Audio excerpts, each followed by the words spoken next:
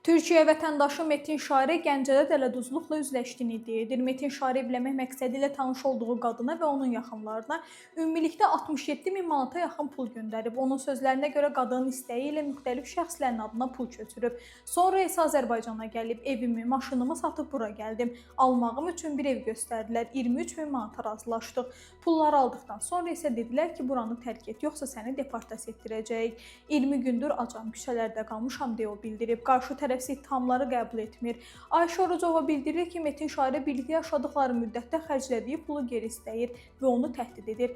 Mənə bıçaq çıxarıb barmağımı kəsdi. Məni dəfələrlə təhdid edib, xərclədiyi pulları geri istəyib.